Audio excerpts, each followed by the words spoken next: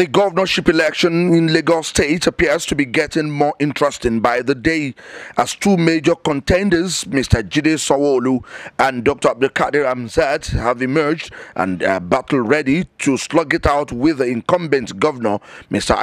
Ambode, at the primaries. The two technocrats turned politicians have picked their governorship nomination and expression of interest forms from the party secretariat in Abuja, and they are coming to Lagos to participate in the direct primaries scheduled for later this month. In what appears as dramatic twist for the incumbent governor, a major political bloc in the state, the Mandate Group, said to be loyal to the APC national leader Ahmed Tinubu, has openly endorsed Mr. Jide Sanwoolu as their preferred choice for governor. We will be 20 years as Batco Mandate and now Mandate Movement.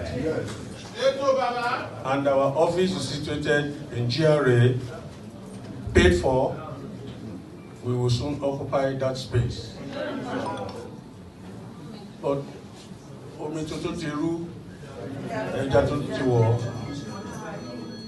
Honorable Baba Jide Sanwoolu is the incoming governor of Lagos State. Eléyìí tí ọ̀gá gbé wá fún wa yìí tá a gbà yìí nítorí pé àgbọ̀gá wa gbọ́ nítorí pé àgbà Ọlọ́run gbọ́.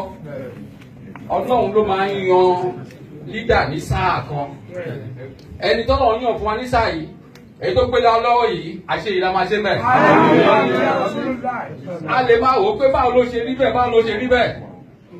Nǹkan tá a bá gbà fọ́gà wa, tá a bá gbà fún lídà wa, láti fi pọ́nlé, láti fi gbéga, ẹni tó náà bá gbéga, tá láti gbéga, tá láti bọ̀wọ̀ fún, tá láti respect fún, tá láti support yẹ. Tọkàn, síkú síyè, sọ́kàn tọkàn tá la fi ṣe. Èèyàn wa, ara wa ni, ẹ̀gbọ́n wa ni, àbúrò wa ni, ọmọ wa ni, ọ̀rẹ́ wa ni, àbúrò wa ni, pàdí wa ni, èèyàn wa ni. Jíjà kàbá múlé wa lọ́wọ́, jíjà kàbá múlé wa lọ́la ọmọ àti Ọlọ́run ètò ńlá. By the grace of God and the support of the people of Lagos State, Amen. Our Lama assume the leadership in the State House. Amen. Our Lama sit as the next governor of Lagos State.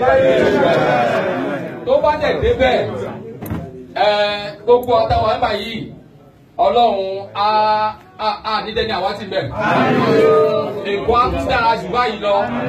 Èkó á tún tẹ̀síwájú jù báyìí lọ. Nípa òye ọgbọ́n àti ẹ̀dọ́ máa ó ní aláfẹ̀yìntì èèyàn ó ní igi lẹ́yìn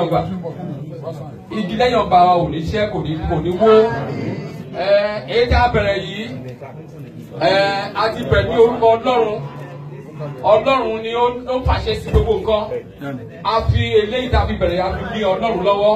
The political game may have just begun, and whether the latest entrants will unseat Governor Ambode remains a question of time, as the party perfects its arrangement for the direct primaries scheduled for late September.